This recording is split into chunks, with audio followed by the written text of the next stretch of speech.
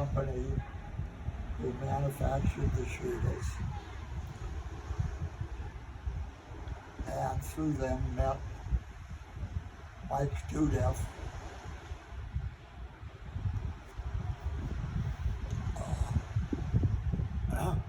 who ran the company. The machines, I'll change that. DuPont sold the rolls of paper 42 inches wide. So the sheeters would set up multiple, anywhere from 1 to 12 rolls that would feed the machine and cut them to the length required. Then with guillotines, we could cut the 42-inch wide strips to the sizes needed by the grocery stores.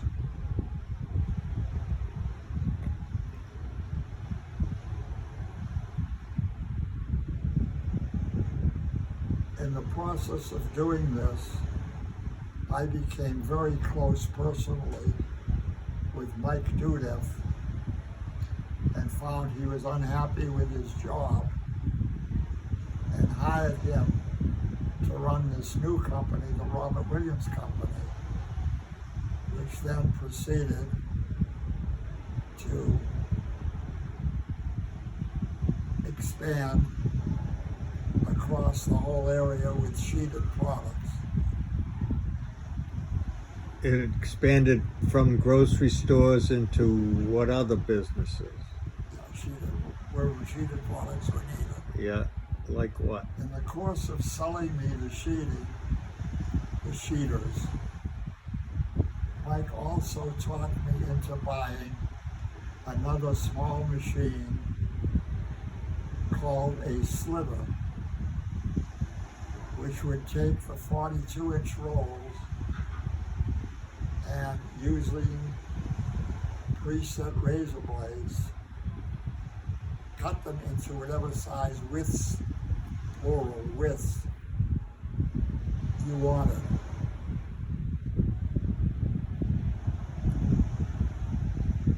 I guess I bought the damn machine. The damn machine. You bought the damn machine. For $3,000. No idea that I would ever use them. It's funny. And then in later years, the slitters became the basis for the business rather than the sheeters. Right. That's another story. Okay.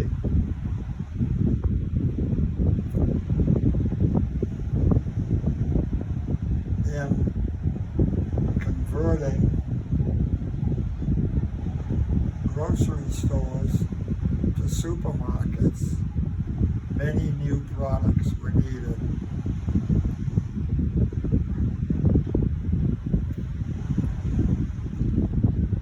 Products used in the cutting room in the back, where the meat, etc., was cut to proper sizes to fit into trays, and then after the word trays, paper, then plastic, wrapped in cellophane and labeled to put on display, as you now see in the supermarkets. This broadened out Burge's business to maybe 20 to 30 new products to sell the grocery stores to convert. And also, there was machinery required both for the cutting and the wrapping in the grocery store that we got involved with and sold these to the grocers. Heat Seal. Heat Seal was one of the manufacturers of the machinery. You know, most of the cellophane was heat sealable. Yeah. And various types of cellophane were preferred depending on what was being packaged within. One for meat, one for cheese, one for produce. Different ones produced different longevity and different appearance. Cellophane. What about the stretch wrap? That's different. That's another product. That's another thing altogether. That came in to replace cellophane. Yeah. Interesting. And they probably required different size sheets of cellophane. Stretch short wrap was never required in sheets, was always in rolls. But the cellophane that you provided. Different sizes for different size trays. Right. And then different size rolls to be used in the backroom wrapping sections, depending on the size of the package. Yeah.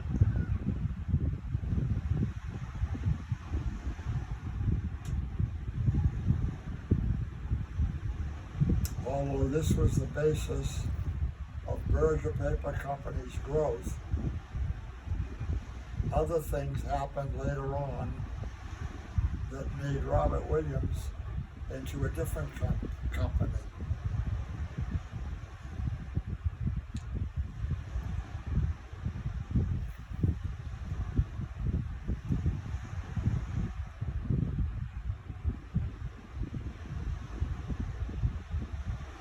I remember the first thing that got me into it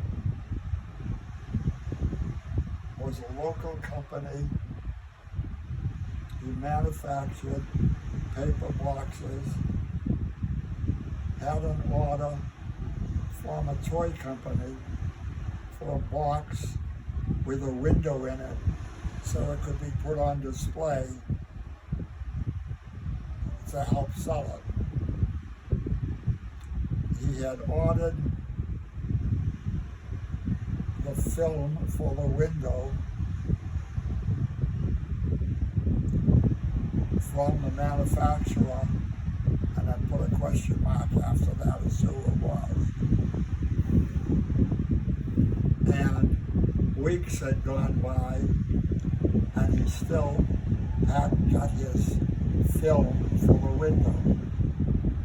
The manufacturer complaining that the order was so small it had to fit in with other orders to be processed, and asked me if I could help. From my inventory, I had odd rolls of cellophane and was able to create a roll the proper size for him to make the window for his box, and that set me calling on box companies all over to see if other people would rather buy from me than buy from DuPont. And they did, because I could deliver immediately, or rather quickly.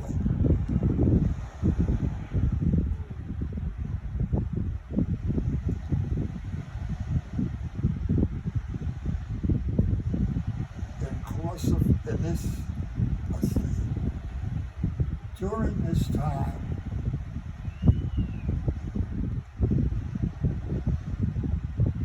a revolution was taking place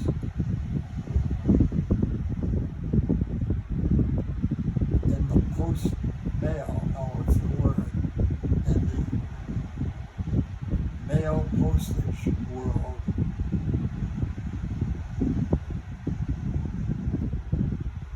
A thing called window envelopes had developed so that the address could could be, on the invoice, could be seen through the window in the envelope, and a second label wasn't necessary. Although this was a wonderful idea, the open window was detrimental to the overall product since it tore or did not maintain any secrecy as to what was inside.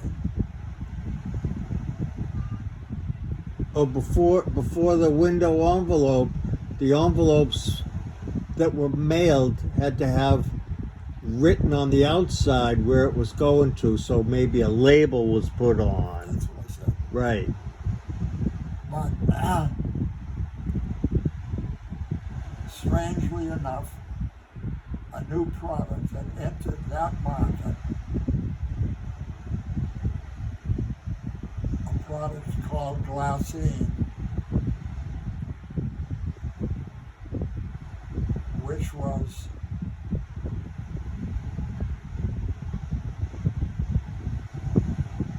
able to be seen through but not transparent.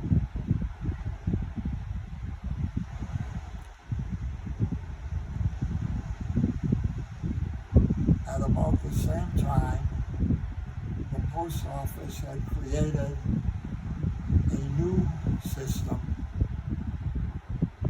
called zip labels, where a machine would read from the envelope address where the envelope was going physically. Zip code? Zip codes. Zip codes. The reading of the zip was not reliable through Glassine. And when I attempted to change this over to another product called acetate, this was much more successful on the machines. Acetate became a secondary product in my line to cellophane. I attempted to use cellophane for the window, but since cellophane is, and I'm going to have to check this word, is hydrophilic, which means that the moisture landing on the cellophane would form into glass, and form into water bubbles, destroying the vision. Acetate was hygroscopic and would not allow for water to form. It would reject the moisture. So I moved in this direction, and shortly thereafter, in working with Dow Chemical Company on transparent products, came through with a plastic material called, and you choose the name you want to use, Tri-site. Tri-site. which they called Tricell, Tri-site. which was transparent, hydro, whatever the right one is, and less expensive and more mechanically maneuverable than the other products we had been attempting to sell.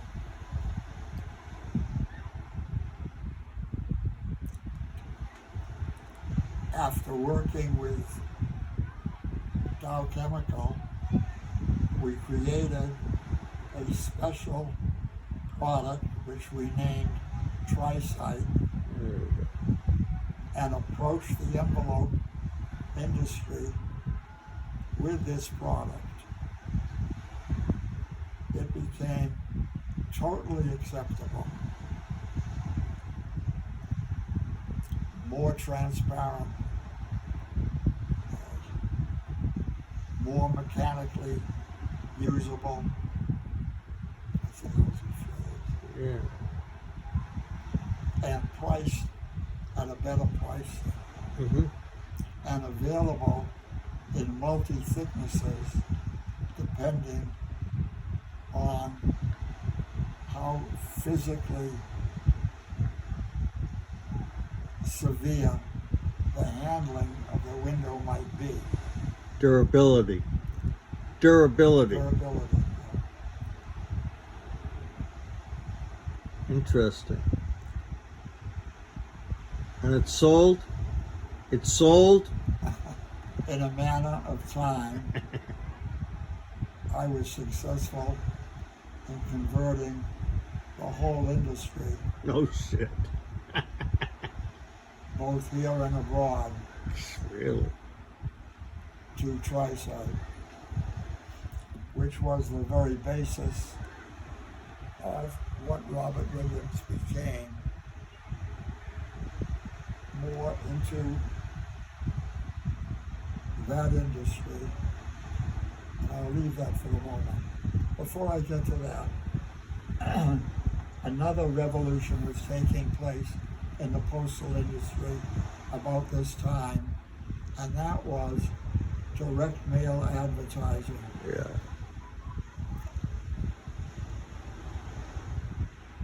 With the use of direct mail advertising, the size of the window in the creative envelope grew and became extremely large to catch the attention of the addressee as much as possible, or as quickly as possible. This suddenly multiplied the use of transparent windows and envelopes tremendously. I can remember one order which we found out about and followed up. The Columbia Record Company had decided to do a direct mailing Yeah. to practically every house, every home in the United States. And working with the Columbia people about what size envelope they wanted, the estimate was that the initial order for TriSite would require the manufacturers of envelopes to use 1 million pounds of TriSite. Your product.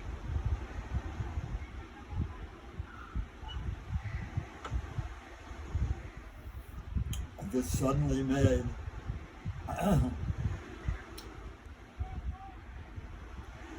my requirement for producing that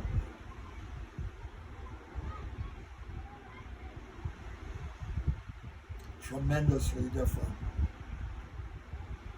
From one plant in Connecticut, I expanded to a second plant in Illinois, to a third plant in California, and to multiple warehouses where regular use widths of film were available for overnight delivery.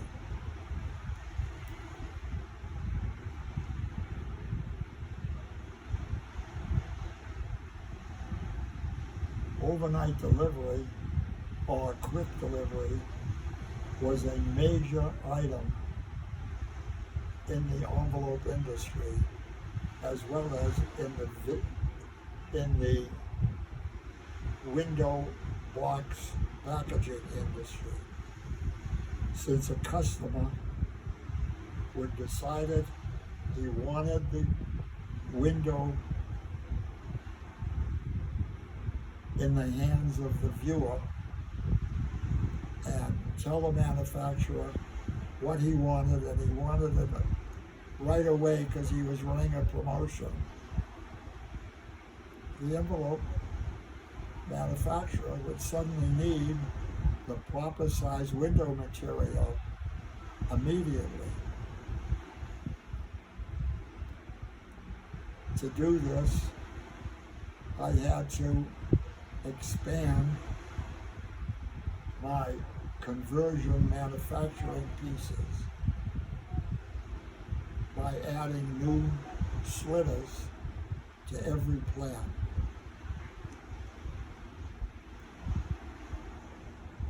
Which cost me a fortune, but was providing excellent service and reducing competition to be practically negligible.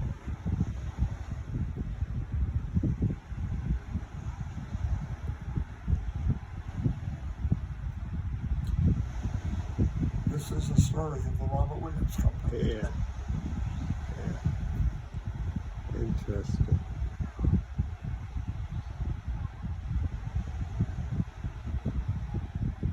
Very interesting, Pops. Very interesting. So what eventually happened to the Robert Williams Company?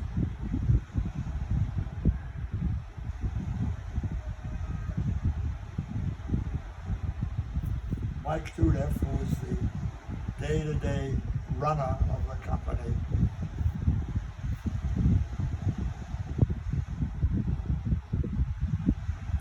was 15 years older than I was.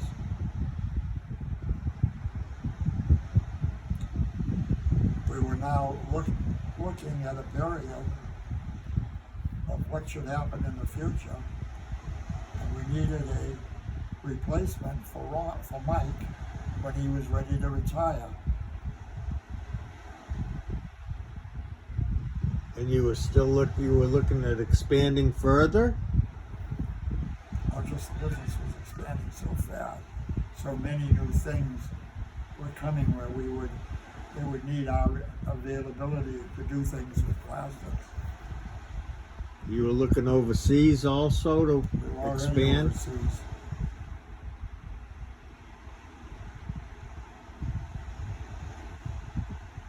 In a long and studied conversation Mike and I had,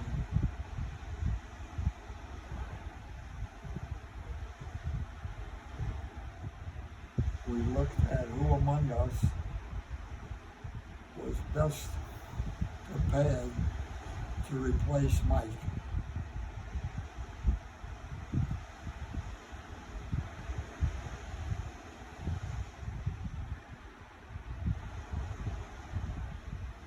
We felt that the people we had within the plants might be prepared to do it mechanically,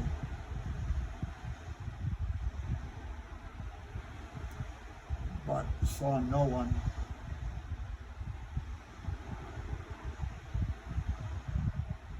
who we looked to do it creatively. We searched through our families, and although we could come up with people we might be able to train to do it in the future, with Mike at 65, it became necessary to look more quickly.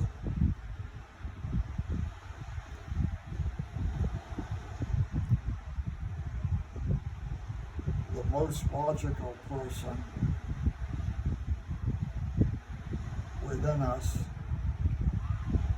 was my son Ken Newsom, who was already worked with the company on various things as he was going through law school.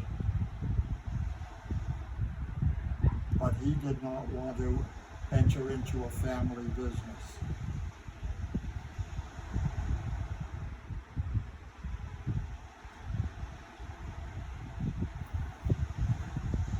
about this time, I began to be contacted by various people who were interested in buying, merging, etc. with the company.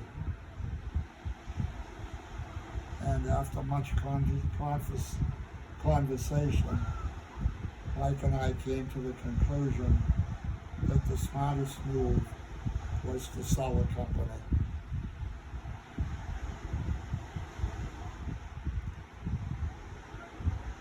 Luckily, through Ken's legal contacts,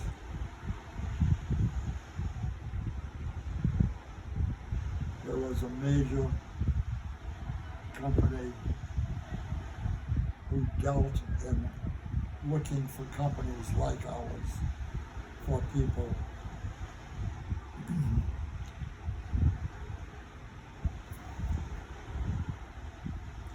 We had many offers when it was put up for sale, or not put up for sale, but when we began to look. And in that, most of the offers entailed purchase through stock, purchase through loans, purchase through notes, straight mergers,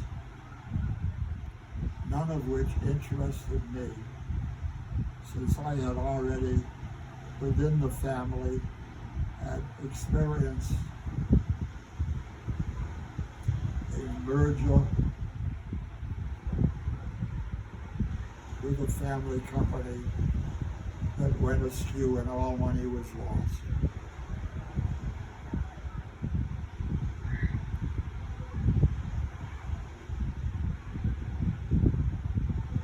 One offer came through far above what we had anticipated, and a decision was made to sell the company.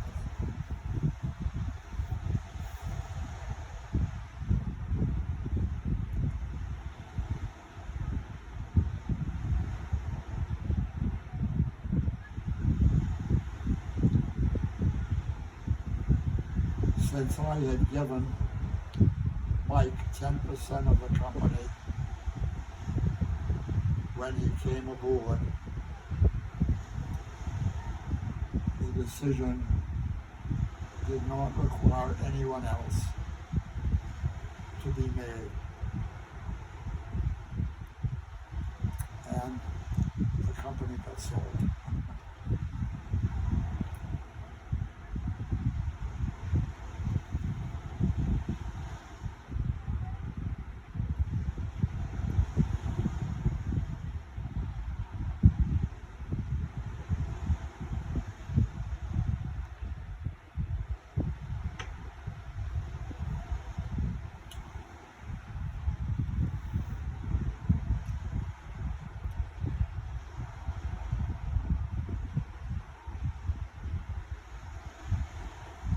And that's it. That's about almost a half hour, Dad. That's almost a half hour of storytelling here. All right, thank you for that. There were many other things that I felt could have happened had I stayed in it.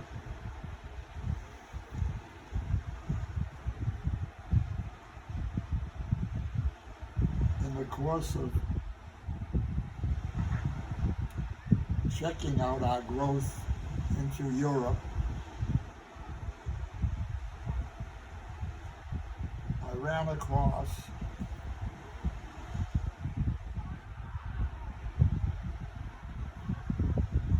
a film use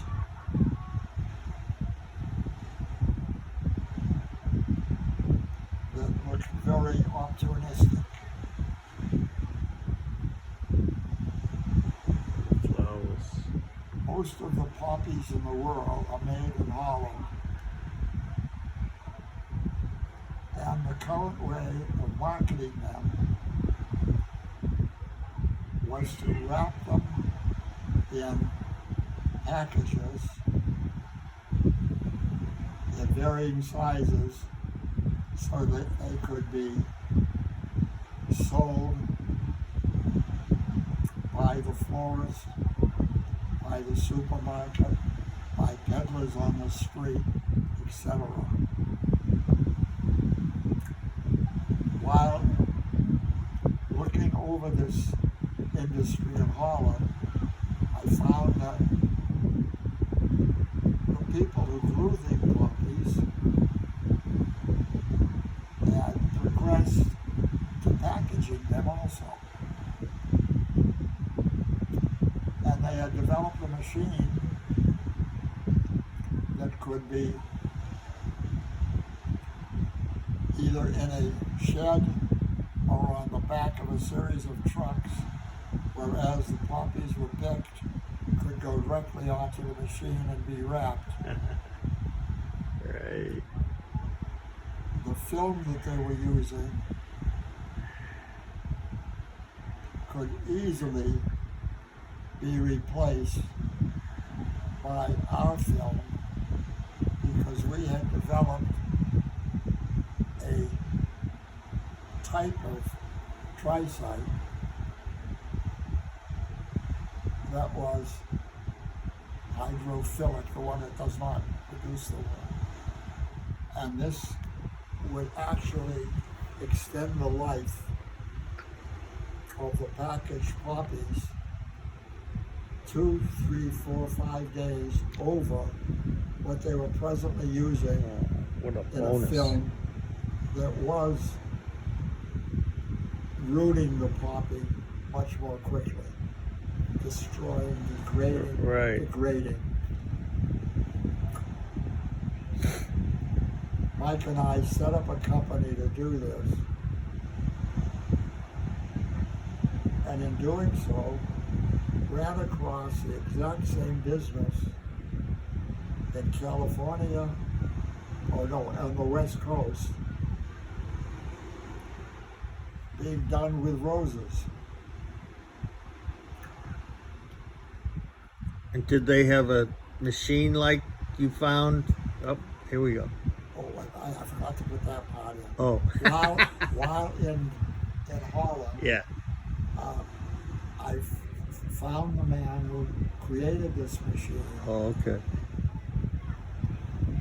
For a limited fee, I got the rights to the machine to market it all over the world, No. excluding Holland. Excluding Holland. Did you name it Jimmy's Flower Machine? I don't remember. We had this machine in Las Vegas at the International Rose Show. Rose Show. When the people who grew Far roses all over the world came to the show Yeah. in Vegas. We had the machine in the middle of the floor and we're wrapping whatever came through With your tri-site. with our new Your new film, stuff. Flower wrap. which hadn't quite been developed yet, but it was in process. I found a tremendous amount of interest, but right about this time, the offer came for our company and we sold. Oh, yeah. The new people who bought the company apparently did not have the ambition to chase it down because I don't think it's ever been gone after since. Huh.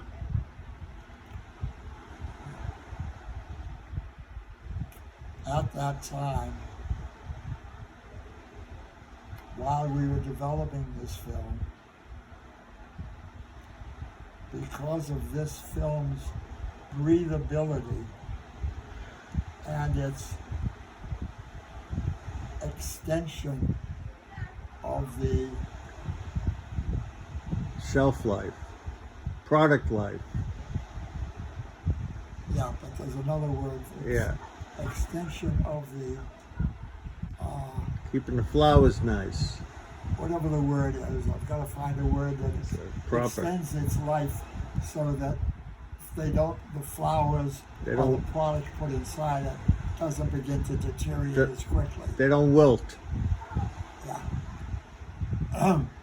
We're creating this film with Dow Chemical since the nearest thing to it was acetate, and it did not package well, and had given it a name of Breatho Wrap, Reload wrap. and had extended the Breatho Wrap theory mentally to creating a business worldwide for wrapping flowers and produce across the world, which never happened. Sold a company right in the middle of it. Yeah. What about the machine? Did you sell the rights to the machine to somebody? It went, I don't know where it went, to the new company who bought Robert Williams. Oh. Okay. I think it was within that, and they never did anything with